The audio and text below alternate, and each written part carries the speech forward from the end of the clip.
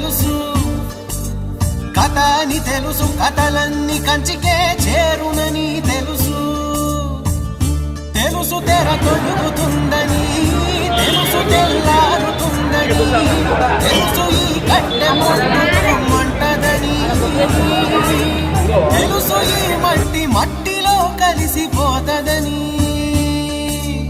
ఇన్ని తెలిసి ఇరకాటంలో పడిపోతావు ఎందుకని? మాయ